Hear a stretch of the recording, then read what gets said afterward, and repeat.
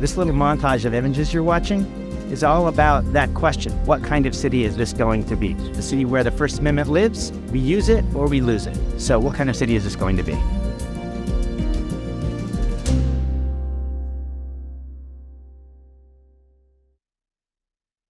I think the beauty of not just public space, but space is that you can always see so many different people. Public space to me means you can move anywhere you want to move to. Okay. You have the rights. It's America. So we have the right to be here. We have right to be here. That's me, Benjamin Shepard, an activist and social work professor at City University of New York. I've lived in the city for the last quarter century. I visited a lot before that. When I got to New York for good in the 1990s, Times Square was being rezoned. Public spaces were always moving and shifting, disappearing and reemerging from one community space to the next. I've protested and been arrested dozens of times here, trying to defend open space for dialogue. On one occasion, the police nabbed me for throwing a paper airplane, others for defending green spaces or queer spaces that the city hoped to remove or erase. You see a lot when you're arrested here. The ways I was treated were quite often different than the ways my black or brown comrades were. Fight for public space is, after all, a fight for democracy. I saw it in the fight for critical mass bike rides with community spaces pitted against a hyper-control of the streets. This is the clash. It takes place every day here. It's one I've watched and been a part of for a long time now. It usually begins in the street in vacant lots, in the commons where people battle over what will become of our common space.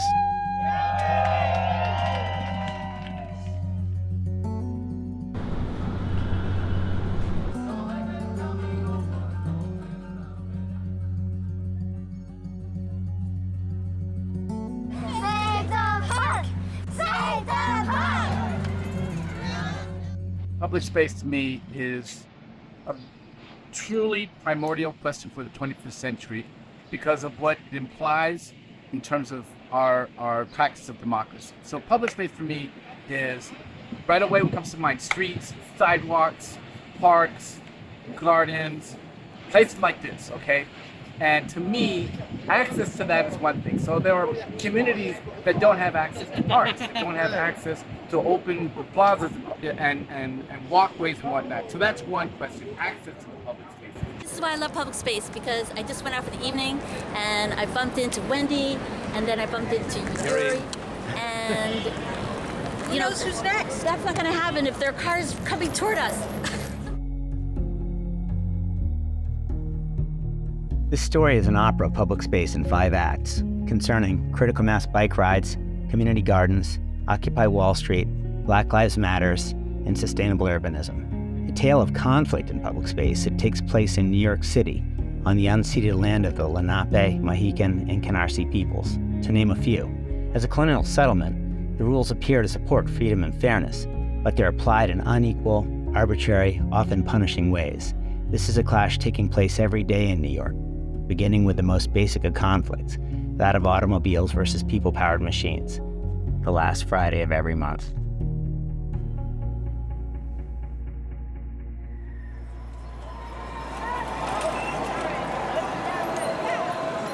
Hey, what is this? It's critical mass. It happens the last Friday of every month. It's been going on for about 11 years. The last Saturday? Last Friday of every month. They meet at 7 o'clock in the back of Union Square. Starts at Union Square and ends where? Wherever it goes.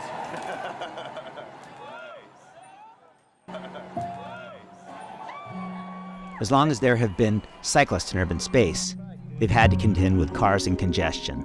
The case is particularly acute here in New York City, where almost 10 million people vie for slivers of public space between sky-high office buildings. In the streets, cars control space in a way that feels almost hegemonic.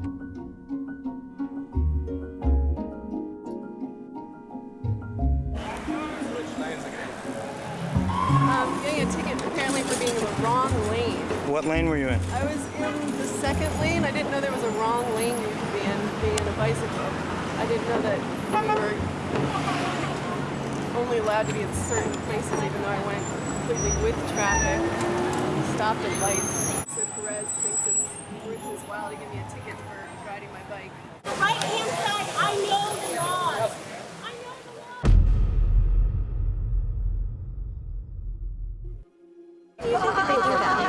I don't know why they do that. We can only imagine that someone has a grudge against bicyclists in the city. We don't know who and we don't know why anybody would have anything against people who ride their bikes, but it seems that somebody does. February 17th, 2009, Police Commissioner Ray Kelly gave a videotaped deposition in the lawsuit filed by the Five-Borough Bike Club versus the New York City Police Department. For much of the deposition, Kelly evaded questions or relied on vague commentary that he did not remember much about the excessive policing of the ride, or how much it cost, or why the city turns to a zero-tolerance approach in the first place, or for that matter, why charges against cyclists taking part were usually thrown out in court. Still, transportation lawyer Steve Vaccaro pushed for answers.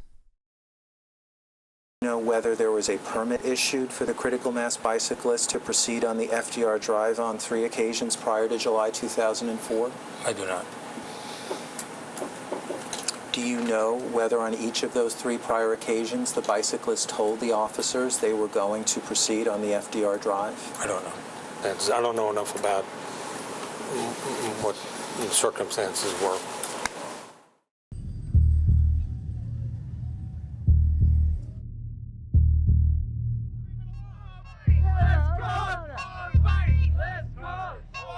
My very first critical mass was in 2003 on Halloween. And I'd never done it before, and I showed up, estimated like 4,000 or 5,000 people that year that were here on Halloween, and I was amazed. It was huge. I went on one more, and then the Republican National Convention happened, and the whole thing went to hell.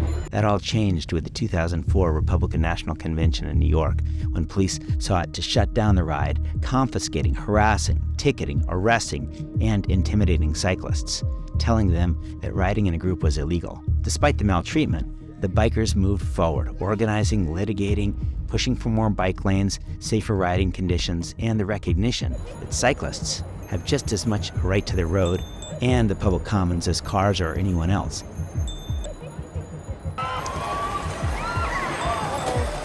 Abandon your cars for animals! Critical mass! Critical mass! Critical mass! He said he was gonna ride, and that's what it means. Real New York! Real New York! That's what Critical mass in those days was a big deal, and it was also like really getting heated. It was hot. United States Constitution! Congress shall make no law! We were just under assault. Our ability to gather in public space with our bodies or with bikes greatly diminished and impaired. He and I are standing there once again at the police line, reciting the First Amendment like this. Congress shall make no law respecting an establishment of religion or prohibiting the free exercise thereof. Now, Billy's a loud man. He's got a big voice. He's tall. He's got high hair. Now I've got my big cheerleaders bullhorn, right? And there was a guy they sent over with a message. Like, you better shut up. And there was like a certain number of seconds. There was a window of time. Congress shall make no law! Making too much noise, you cannot follow us around. What's the law? Harassment? Do I have a lawyer? Harassment? What's that? Don't stay close to the police officer. Oh, God, kidding me! What's this for? Oh, we've been through. I'm your best friend. I'm your buddy. Take a picture, step back. Officers, move them on the sidewalk, please. Sidewalk, please. Congress shall make no law respecting the establishment of religion. It was just utter disbelief that you could be arrested for standing in a public park On July 4th weekend, arrested reciting by the First police Amendment. for reciting the First Amendment. United States Constitution! Congress shall make no law! Respect the establishment of religion! You're waiting for the dog.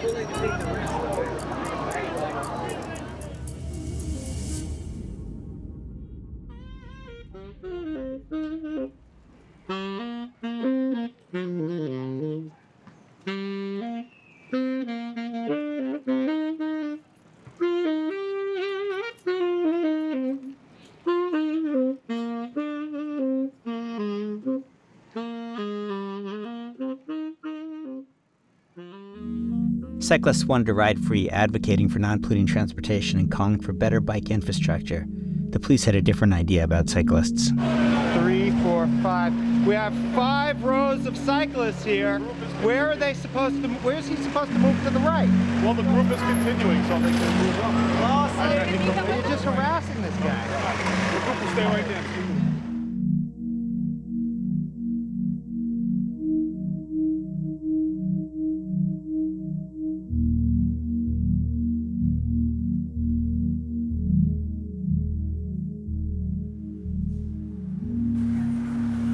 The root of the conflict of critical mass between the NYPD and people who have been participating is control versus creativity, because in critical mass, when it's big and diverse, you have a lot of creativity, you have freedom versus control. Whereas in New York City, after 9/11 most certainly, you've got this hyper-vigilant police state which had a blank check as heroes to control, and that was their mandate, to control the streets.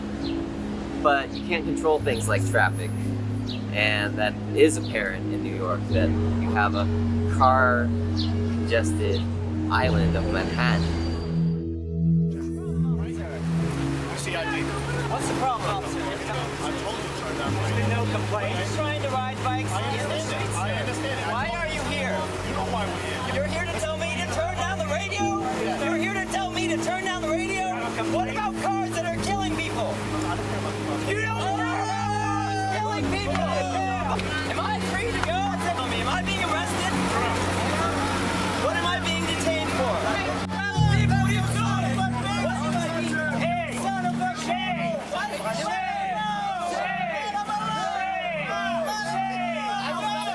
Police brutality!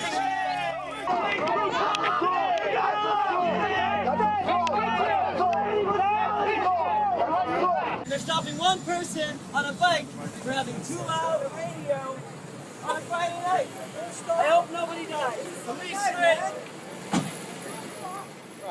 You know, knew I was gonna make too much of a scene at Union Square on the last Friday of August 2014, and they put me away, and I asked them, why aren't you arresting motorists who kill people? Why are you arresting cyclists who are just out for a good time, a peaceful time?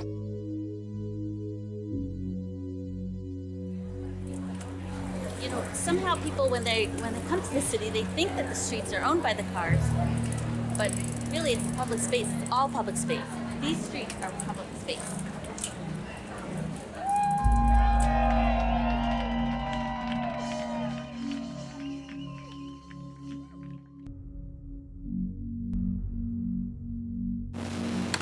Well, New York City, of course, is home to hundreds of community gardens, but some that are on city-owned land are facing new licensing rules. And local green thumbs fear that it could actually force their gardens to relocate or even close. Community gardens and affordable housing are both vital components to the livability of New York City, and neither should ever come at the expense of one another.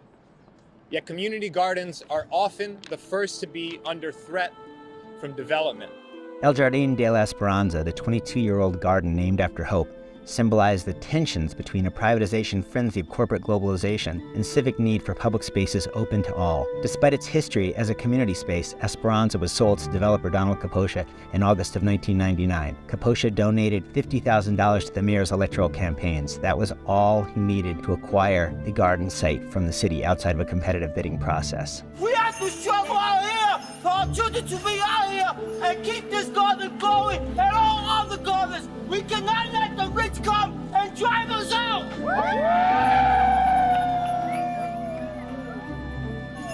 Nobody going to take Esperanza Garden. We have to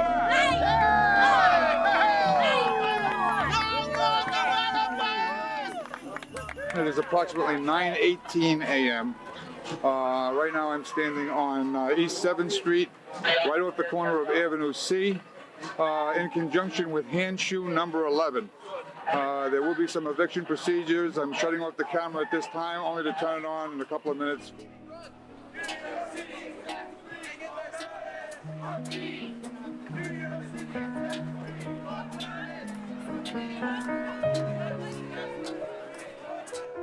We're taking this chance. We're sticking ourselves on the front lines because we think it's important to save the oxygen, the green space, a safe place for kids to get out of the streets. Old people, we want to keep the clean and the oxygen for the higher purpose. We gotta take this off now. You got themselves chained on the inside.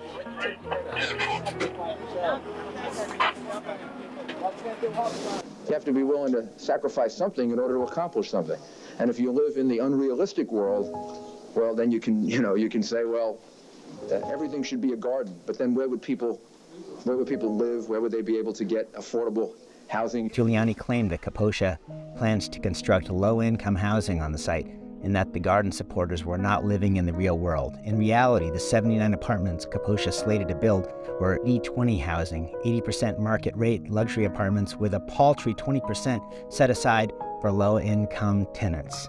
Even though we called the mayor's office this morning and said, please do not raise this garden before the judge has had an opportunity to determine this legal issue, he went ahead and raised the garden.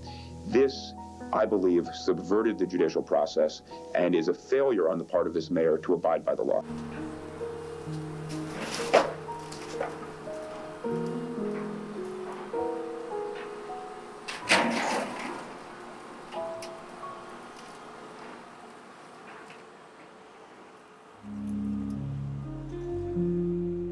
It's public space and open space. These are phrases that denote a certain physical entity. Right. But really what it are, they're spaces of freedom. Yeah. They're spaces where people can think freely and converse and, God forbid, hatch plans for pushing forward a movement for freedom, liberation, and justice and so forth. So that these open spaces are seen as threats. They want to basically lock us out and keep us as atomized as possible, separated, so we can't come together and, share our thoughts and our inspirations and plan to expand our movement.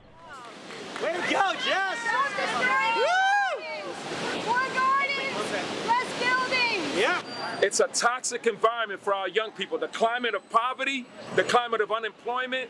Our community gardens allow young people to be productively engaged and to be employed in a civically responsible way, learning how to be stewards of the environment, learning how to reclaim their community, learning how to grow vegetables. And we're saying to the city, if it ain't broke, don't fix it. We have put blood, sweat, and tears into reclaiming these abandoned lots from the crack vials, from the heroin syringes.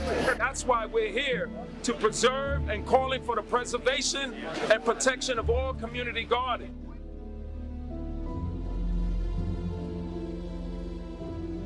We do not live here alone, first of all.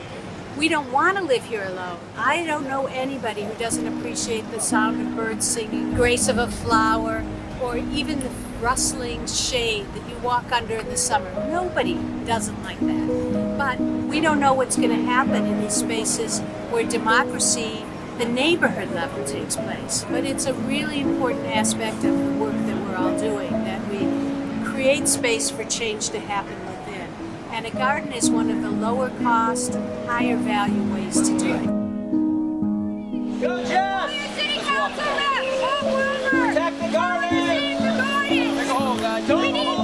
We have a very, very simple message.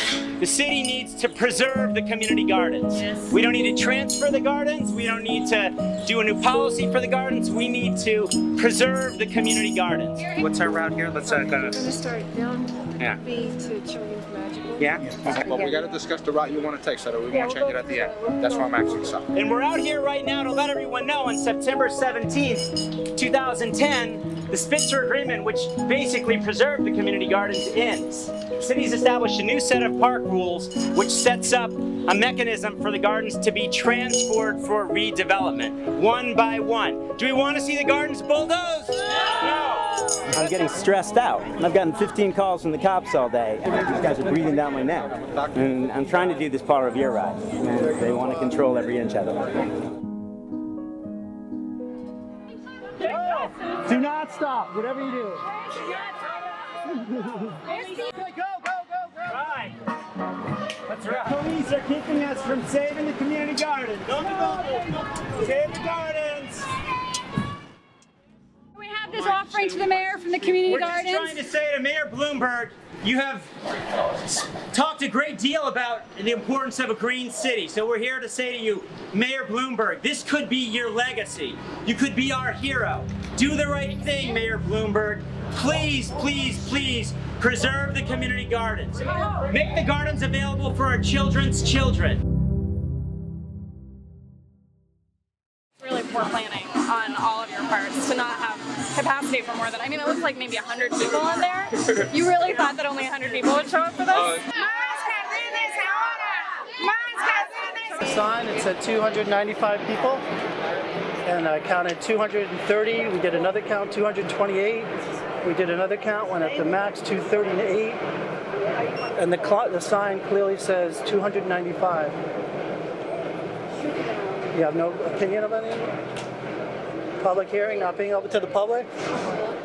I just hope that we're able to keep our garden because it's so important to our community to be healthy, to eat healthy at this time in our life. We must eat healthy. There are hundreds of people outside right now not being allowed in. We should wait until they're all allowed in so we can all hear together. More gardens now! More gardens now! The real hearing is outside in the community gardens, people! I'm going! More gardens now! More gardens now! Well, the garden movement wasn't started with Koch's permission. The Green Guerrillas used to be a very radical group. That's why their name was Guerrillas, because people were cutting holes in fences, liberating lots, and working with their neighbors to fix them up. But the origins and the strength of the garden movement is in its guerrilla dimension, its guerrilla origins, that the land belongs to the people who use it, just like the Zapatistas say.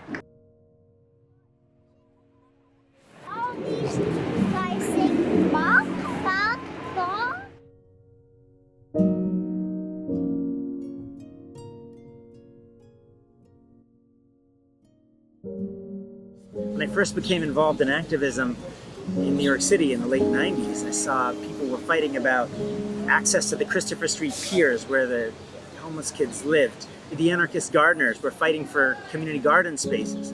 Over and over and over again, these clashes would take place between sort of a Jane Jacobs' vision of New York City being working best when it's by everyone for everyone, and Robert Moses' vision of New York as a sort of suburban sprawl with cars. But in the community gardens, the clash was particularly acute because you had this conflict between people who wanted to commodify space by the inch and profit. When they saw an open space, they saw a possibility for a condo. When we saw an open space, we saw the possibility for a community garden, a place for convivial social relations. People get together, talk, debate ideas, and on the one hand, you had people that looked at space in terms of exchange. How do you make money? Get money moving through it.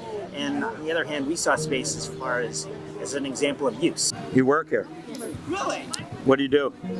I help my mom, and I work here to help the garden. And now the treehouse is being invaded by veggies. This garden is actually marked as parkland, so it ain't going nowhere. This garden is here to stay. And there's it's a demonstration garden for rainwater catchment. And the wetlands kind of volunteered themselves. When they dug the hole and it rained, the rain sat in a puddle. And the puddle said, I want to be a wetland. So we lined it, and we have frogs and fish and turtles. I came here in 1975. I photographed right over there on 4th Street, 5th Street, D.C. And I walked down 4th Street to take my first black and white photographs of this neighborhood. Here I felt, well, maybe we can do something. And I built my first garden over there, Paraíso and Tranquilidad over there. Standing right now, there were vibrant communities of tenement buildings filled and overfilled and with people. And where are they? Gone. And nobody can live here anymore. Most people who come here actually live outside the neighborhood and come to visit. They live in Brooklyn. Like Mayor Koch once said, If you don't like it over here, why don't you jump into the river and swim to Brooklyn? We didn't swim, we stayed here, we will stay here. We have our trees here, we have our grass here, we have our woods here now. We have put them down.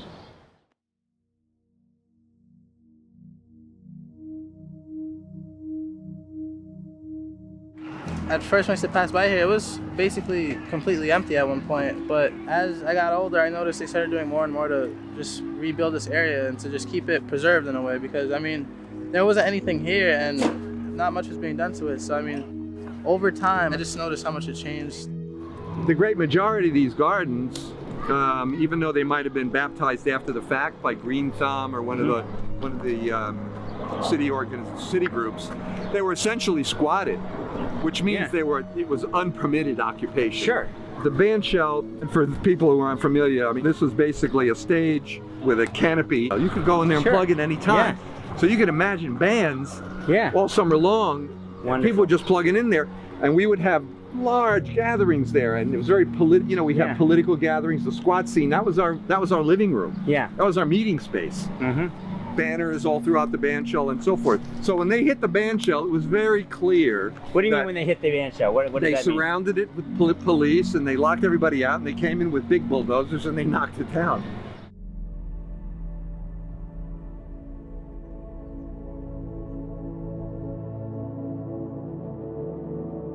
When people see action, it gets them inspired, and hopefully it will bring people together and make them want to work to achieve things as great as a brook. I mean, it doesn't have to be a brook. It could be something as simple as an hour of community service. But I mean, as long as people see effort, maybe they'll want to try. That's the most important part. If you go to any Whole Food store, organically grown beets, you pay $4.99, $6.99 a pound.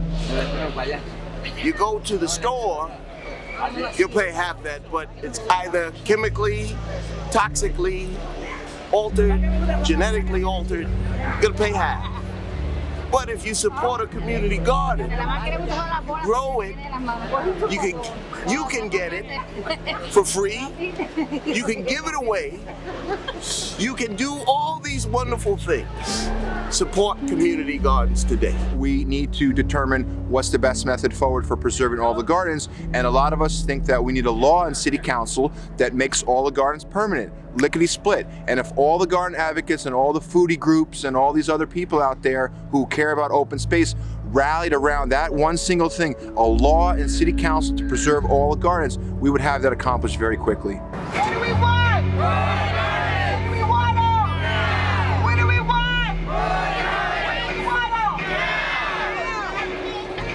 Battles over public spaces extended throughout this neoliberal city. The private seemed to be enveloping everything, turning community gardens into commerce. Still, regular people created space for non-alienating social relations throughout the city.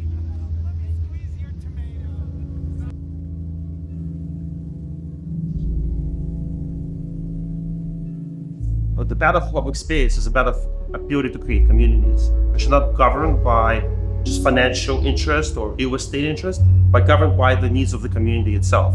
They can facilitate things like creation of mutual aid networks. They can facilitate creation of political movements and directions. New York City has a severe lack of these spaces now. And it has a lot to do with the fact that the city becomes very expensive. So like a piece of land or a piece of building or whatever in any one space, it just has such huge financial value that whoever can grab it, they usually get it, and then they sell it or whatnot. This is our river, this is my space, this is my time. Why are you taking it? You haven't even tried to use it as well as you could as a city, as a resource for the children of this community before you decide to outsource it or resource it or whatever you're about to do to monetize the gift that we get naturally from being born and bred and raised in this experiment or the project. After Hurricane Sandy, the city opened a competition to redesign East River Park to withstand rising sea levels. The community came together to create a plan that preserved the park and prepared for climate change. The consensus plan proposed a planted berm along the FDR as a flood wall. It left most of the park floodable, a wetland absorbing water. Late in the process, the city rejected that plan in favor of a seawall that would destroy the park, the trees, and the community space. It was twice as expensive as the community-approved plan, favoring more concrete and AstroTurf, while destroying the current park and the trees that lived there. In the fall of 2021, people came together to fight for the space, even as the city destroyed it. Their voices and experiences are worth contemplating.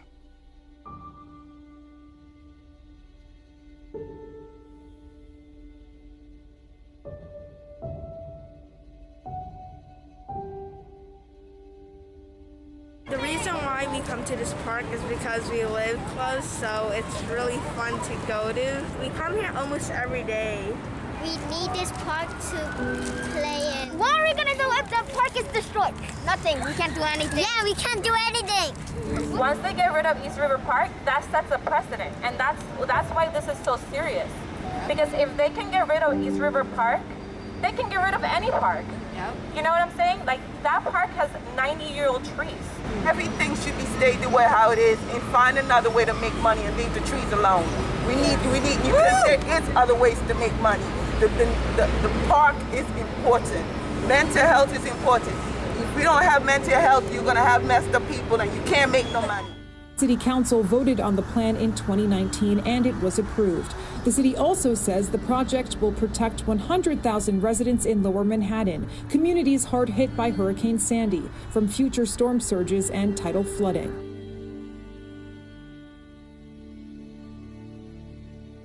This is not a situation where, you're living in a bad neighborhood and you can get rid of that problem by moving to a better neighborhood. Right.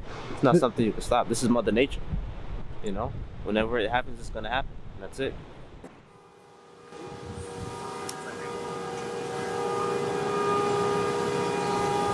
This is the Sandy hurricane. Came through New York City, doing some little damage. I hope won't get worse. Water is splashing over the seawalls at the tip of Lower Manhattan. Widespread flooding is the biggest concern in the nation's largest city as Hurricane Sandy approaches. Forecasters say the storm surge could reach 11 feet. I live down the block on 96th Street, and this is my friend Sean's place. We were all here during the storm. No one thought it was going to be this bad, but he was sitting on the couch, and they took a picture about 3 hours before the storm surge hit. And this light pole is now going through the couch exactly where he was sitting. So it was pretty kind of a creepy moment. Are you with FEMA? Not yet. They're not here today?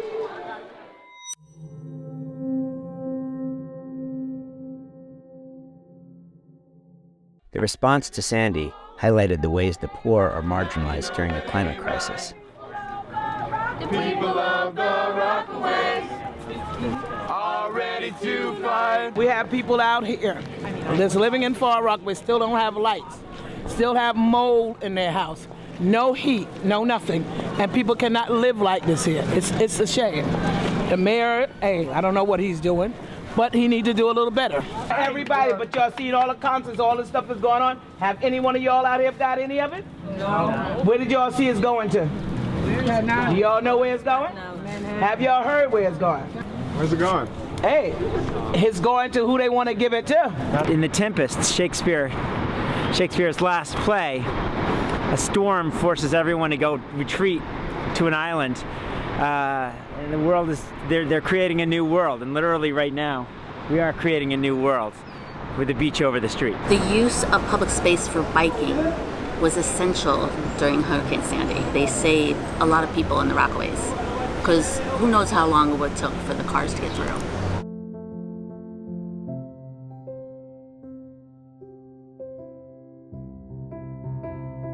Hey, my name's Keegan. I'm a volunteer with Time's Up. We're here at our fossil fuel disaster relief ride. It's just after Hurricane Sandy came through and wiped out the walkways. So we put a call out for cyclists, especially with trailers and cargo bikes, to join us for a ride from the Occupy Sandy hub at 520 Clinton with a lot of goods that can be distributed here. We're going to do several things today. There are some people that will stay and do bike repair and also work with the generators for cell phone charging. And then some people will be working with Betsy and with the Rockaway Taco crew here on doing deliveries.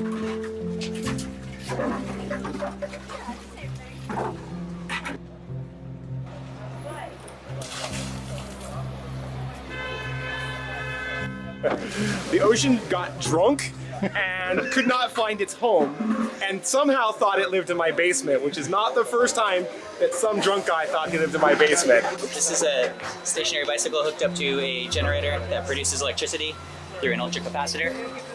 And there was a flood last night, so we're using it to power a sub pump, pumping water in the basement of this Museum of Reclaimed Urban Space. So what's on the menu right now? There's zucchini with apple and grape tomatoes. There's shrimp and parsley kebabs. Swordfish just came up. And we have a bunch of sandwiches. You guys are rocking it here.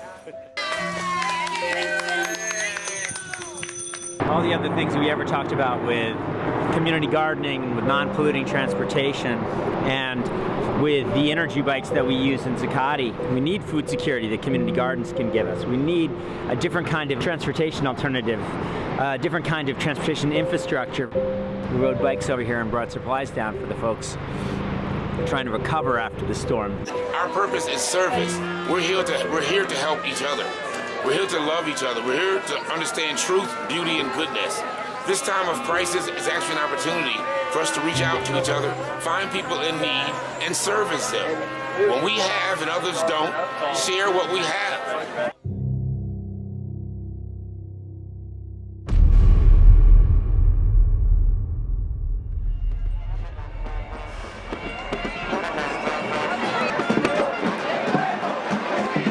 Occupy Wall Street was a street-level revolt against expanding income inequality and hyper-control of public space, offering a place where people met, shared food, ideas, and conversations about what real democracy could mean for everyone, not just the 1%.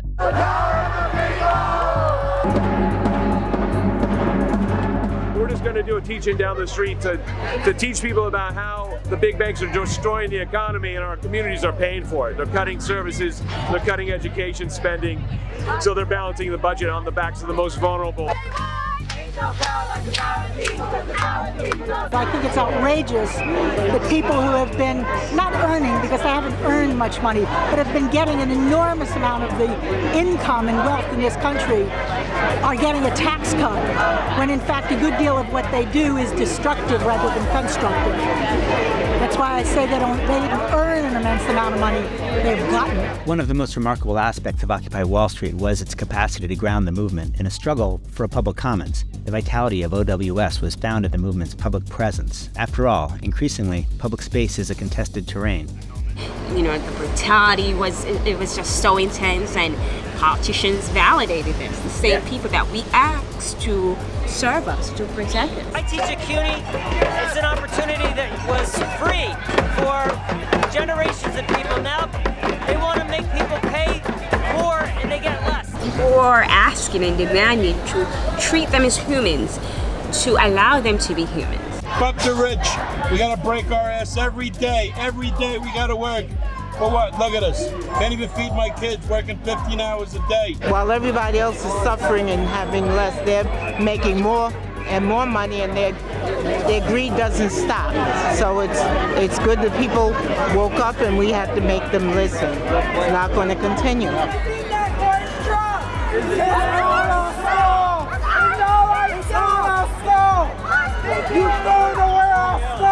Arrests were made.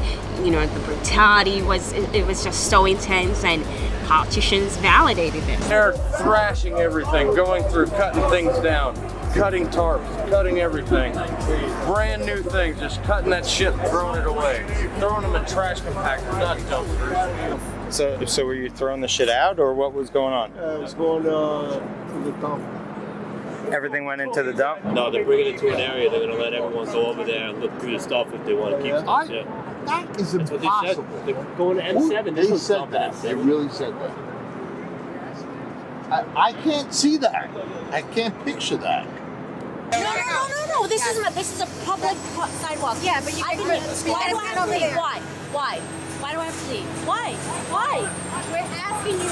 Why am I? This is a public sidewalk. I'm allowed man here. The press area. I am documenting. I have to document this. Occupy Wall Street is talking about the way in which government gives these huge breaks to business while promising that there's going to be some public benefit, but the public benefit never really materializes. And the kind of privately owned public space that Occupy Wall Street is my little bailiwick. They're called bonus plazas. And the reason it's called a bonus is that every square foot of plaza space lets the developer build an extra 10 square feet of rentable office space. Would say, well, you know what, we'll give you this thing, but you have to create a public park inside the space. And so New York City has a whole bunch of these, like everywhere, and they're called public-private spaces, actually. And they're actually more free, in some ways, than city parks. The city parks are controlled by the Department of Parks. They set rules there, as in, like, this is closed, and after you left, it's closed, and kick you out, or blah, blah, blah. But usually, these public-private spaces are governed by whatever agreements were signed at the time when these buildings were built, where the government wasn't even thinking of people occupying spaces in this way. So these contracts usually said the space has to be over 24 hours and stuff like that. For example, Zuccotti was a perfect example of that space. If it would have been a city park, the city would have had legal authority to evict us on the first day. Private property rights, where the owner can say you have to leave, and city owning it, city can say you have to leave. There existed this another world where you can set up these autonomous spaces relatively easily. Department of City Planning has a map of every one of these bonus plazas. They're in Midtown, they're in downtown, there are a couple in downtown Brooklyn, there's one out in Queens. And I was talking about this one on Broadway and 50th Street that looks like the excavated ruins of some Roman or Greek theater or something. It's got these two sunken pits. The reason it's got sunken pits is the developer didn't want anybody to use it. So he said the developer, like to the architect, like, build something that nobody can use. So the plaza's 12 feet below ground. And I said, and you know, nobody uses that, but you can find that. And this guy in the audience said, wait, that one on 50th and Broadway, that's a public space? I said, he said, that's one of those private ones? I said, he says, one of the ones that we can use? And I said, yeah, that one. And he said, wouldn't it be great, you know, they're surrounded by all these Broadway theaters and all these huge billboards for $100 theater tickets. Wouldn't it be fun if we had an Occupy Broadway? Occupy Broadway! Occupy Broadway! It's a hit show! It's a hit show! Bring back the funk! Bring back the funk! Bring back the noise! Bring back the noise! Occupy the stage! Occupy the stage! Bring culture back to life! Bring culture back to life! Occupy Broadway was a conversation about it all, as Times Square was, once again, a place where stories started. You! You! Me! Me! Us! Us! Now! You! You! Me! Me! Us! Us! Now! Us, our jobs again. Our jobs again! Jobs again! Jobs again!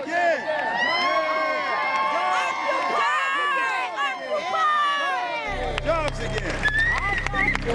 But we had nothing like this. This space is a fantastic space. I mean, look at it. Look at it for a second. Look at it in all its grandeur. Look at the setting. Look at the Mamma Mia fucking poster. Look at the Winter Garden pulsing and glowing like a living thing. Look at the Stardust Diner. So fake. If you do not disrupt people's everyday activity, they will continue to live the same way every day. There are people right now that are unhappy that you are here. Fucking Bloomberg was certainly happy people tried to drum circle outside his place. People don't like it. That's called conflict. It's not supposed to be all compromise. Some of us have been compromising for a generation. And so the goal, many times the goal, is to actually begin to come to the table, to actually begin to speak. Occupy Broadway would last throughout the night into the next day, some 24 hours. The movement would continue into the next spring, expanding on the point that social and economic inequality undermines democracy. An injury to one is an injury to all. Questions about access and barriers, who can live where, who can walk where, without harassment or intimidation would only continue.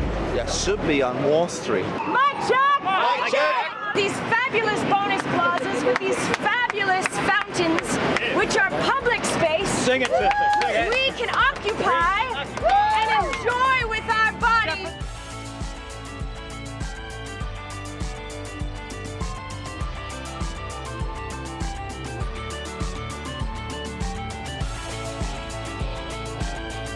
It's a bonus plaza. That building got a lot of height to create this plaza. So it isn't kind of a requirement, it's completely a requirement that we be able to access this public space. Public space to the people, baby. Let's enjoy it.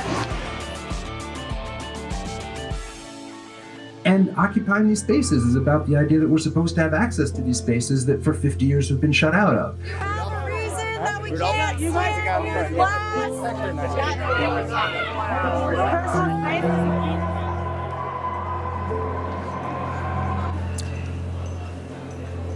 They pushed me to the ground. They almost arrested me. In places that protesters should be allowed to express their presence freely, they were met with violence.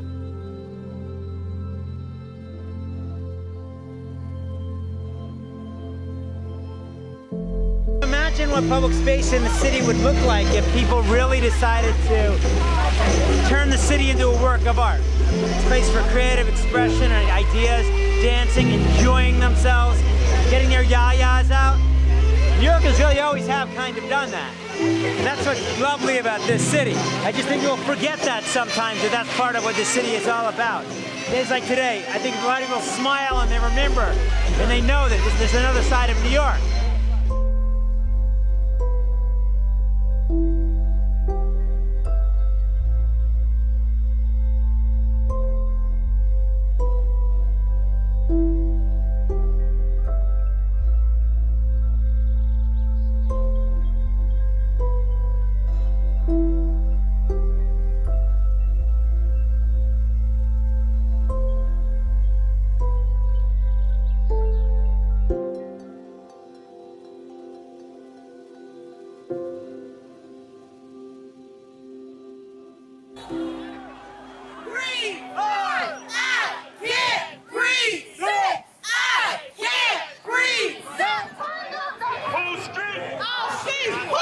I've been arrested as an activist, but at least I have the ability to protest, to resist, and be arrested because I know I'm going to be arrested. Now, I also know that as a person of color, that I don't have the same ability to behave the way I want in public space. I have seen white liberals, progressives, people with convictions and whatnot, be able to do things with cops or with security people that I could not do. Okay, if a cop comes to me in a public space, and I have the First Amendment behind my back or in front of me, it doesn't mean I can go like this to a cop, that I can question the cop. My behavior, the tone of my voice in a public space is not the same as it is for a white person. When you think about public space, what is public space to you? How are different people treated in public space in New York City? I mean, it depends. Who we're talking about. You're talking about somebody that looks like me or somebody that looks like you, because that changes the answer. In public space, everybody should be treated equally. In theory, but in practice, that's not what happens. And I think time and time again, and the fact that we have all of these names that we need to highlight, it proves differently, right? Yeah. There are people in their own houses that call the police when they need help and they get shot and killed. There are people in their cars or routine traffic stops that get killed by police officers, unarmed. You know, there's case after case after case. There's the man, Akai Gurley, that was walking down his staircase in the building that he lived in, and he got shot down by Peter Liang. So public space, yeah, in theory, we should all be safe in public space, but if they look like me, not so much, you know, and that's just a fact. Boys and men, young men, are a threat. So I was walking, and they was like, "Hey, you with the suit on, where you going?" I'm like, "I'm going to job interview." I don't fucking believe you. I was like, "Oh." So they stopped and frisked me. They took all my clothes off. They like checked my private area in front of everybody. It's hard to even swallow. It happens every day. It is. It is. I've been out here for 20 years now, protesting against the innocent murder of my son. Nicholas was playing an innocent game of cops and robbers with some friends of his. They all had plastic toy guns. But Nicholas, when he seen the officer, he dropped the plastic toy gun and said, we're only playing. The officer shot him anyway. Since Nicholas Jr. was murdered, there has been over 300 innocent, unarmed humans that were also murdered. This injustice needs to stop, and it's going to depend on us in order to stop it. Freddie Gray! Say his name! Freddie Gray! What's your name? Ayanna Jones! Say her name! Ayanna Jones! Say her name! Ayanna Jones! Say her name! Say her name! Sandra Bland! Say her name! Sandra Bland! Say her name! Sandra Bland! What'd you say her name? Say her name! Say her name! Say her name! Say her name! Say her name! Say her name! With roots in the civil rights and Black Power movements, Black Lives Matter started in 2012 targeting police brutality and systematic racism after the horrific death of Trayvon Martin. With the death of Eric Garner at the hands of the New York Police Department in Staten Island, New York City became one of the epicenters of the movement. Breaking isolation during the global coronavirus pandemic, peaceful protesters took it to the streets, demanding justice in the death of George Floyd, killed by a police officer who knelt on his neck for 8 minutes while Floyd kept saying, "I can't breathe." You can't talk about public space without talking about its contrast, which is private space. But if you are of a lineage where you're constantly under surveillance and you also do not have access to ownership, which even that does not guarantee your safety or freedom, then you realize that private space is public space. Look at what happened to Tatiana Jefferson, to Breonna Taylor. A young black woman sleeping in her home when police officers broke in, opening fire for some 20 rounds. The abuse of power left families empty, with many questions and little to no justice.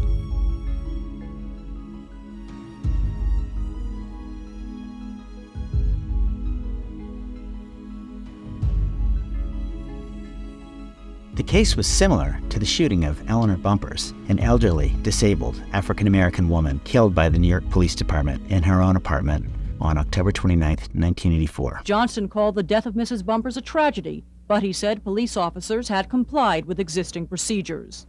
After the news conference, Deputy Inspector Raymond Abruzzi again called Mrs. Bumpers' death a tragedy, but he said it is tragedy that brings change. On February 23, 2000, unarmed Ahmaud Arbery, a 25-year-old black man, was jogging in the street when he was chased down and shot for essentially being black in public space. Angela Davis saw his death as a vigilante murder. His passing was the beginning of an awakening about the disproportionate force black and brown people endure when they move through public space. The movement went on to fight for justice and the deaths of countless others at the hands of the police.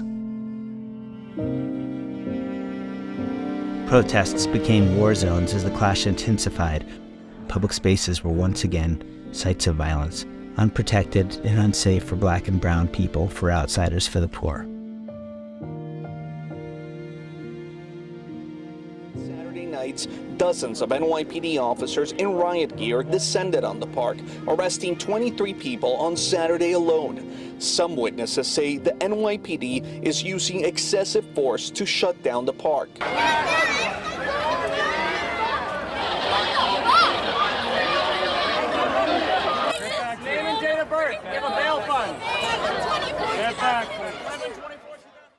I've been stopped and frisked probably about 80 times in my life, not including the MTA, just outside of my community, like by Dunbar, Red Hook, Fort Greene, Bensonhurst, Bed-Stuy, Clinton Hill. I can name like a whole slew of areas, and I always felt like I didn't have no say. So then I seen people moving in an organized manner. It was like, oh, I could be part of this because I felt like I was a victim. I didn't have a voice. But then when you see these things happening and it's peacefully, and then cops are out here and they put in barricades on their little precincts like that, it's like, oh, we are actually doing something. And then it's been happening consistently as far as a lot of organizations, so I really love it and I hope it continues. There is always a sense of a double consciousness when you are someone of my lineage going into public space, knowing that it's hyper public when you are black or brown. There is no such thing as privacy, dating all the way back to the Fugitive Slave Act. And no matter where I am in the world, I still know when I'm shopping to keep both of my hands visible so that they know I'm not stealing. Charging him with 3 counts of wanton endangerment for firing shots that ended up in a neighboring apartment with 3 people inside, including a pregnant woman. If convicted, he faces up to 5 years in prison on each count. Detective Miles Cosgrove and Jonathan Mattingly were not charged at all. We're following the steps of the Black Panthers. We're following the steps of, of all of these other, groups that were shut down. The Black Panthers were decimated by the FBI and by law enforcement, but the KKK still exists. Explain that to me. So we're following after the steps of our ancestors, and I feel like they would be very proud of us right now. Thank you. Anything else? Black Lives Matter. Fuck the police. If we don't get it, shut it down. Shut it down. Shut it down. Shut it down. Shut it down. Shut it down. Shut it down. We gotta shut it down. Shut it down. We gotta shut it down. Shut it down. My friend Andy used to say to me about the First Amendment, it's like pregnancy. Either you're pregnant or you're not pregnant. You can't be kind of pregnant. Either you have a First Amendment or you don't have a First Amendment. So right now, the question we're facing in the world is, do we have the right of free assembly? That's the question that this film has been about. Freedom of assembly is the central cornerstone of democracy. Without it, without access, without people being able to walk in the street, question democracy basically go out the door. So we're in a position where we have to recognize and defend the idea of access to public space. Freedom of assembly. Either we use it or we lose it. President Joe Biden honored his pledge to his voters by crushing the Muslim ban on day one. And although there's still some change happening, there are still many issues New Yorkers have to face. I don't know, because of my experience and my identity, I don't know any public space that is not racialized. So that's a different one, because you have everyone. You have people that are going there to get screwed up and get high. And you have people that go there to play music and meet people. Mm-hmm. And you have people that go there, hey, let's have an action today. Yeah. Let's do a rally. Let's do a protest.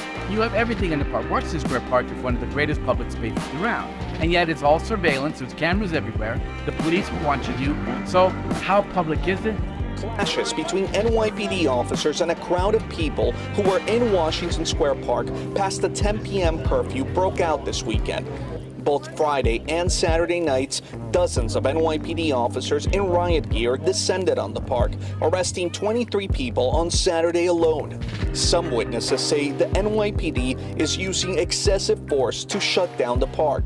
We're calling out police brutality in a way that hasn't been done before. This is a mass movement. It's international. And, and we're not letting people get away with just anything anymore. Yeah. Everybody's coming together. We're organizing, whether it's protests like this, whether it's Know Your Rights training, whether it's, going to the community precincts every month. We're organizing. We're trying to fix our own community.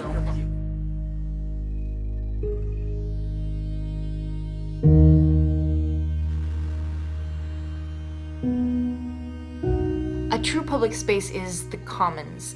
It is an uncommodified space, a place to grieve and to mourn and to laugh and to learn and to protest and to expand one's ideas. It is the open space where we can play and be with people outside of our own silos, and we can have the birth of revolutions. I've got my own orations.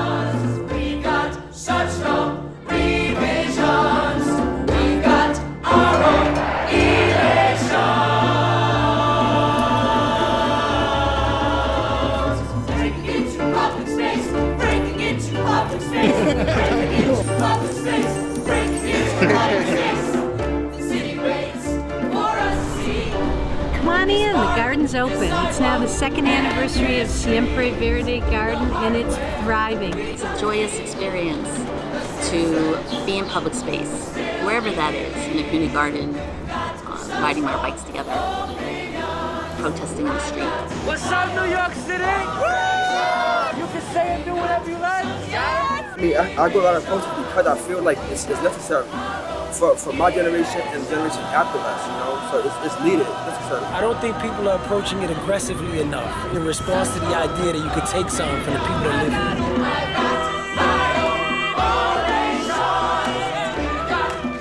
They can do it here in plain sight with no faint recognition from the mainstream media that this is happening. If you can make it here, they can make it anywhere. It's up to you, New York, New York.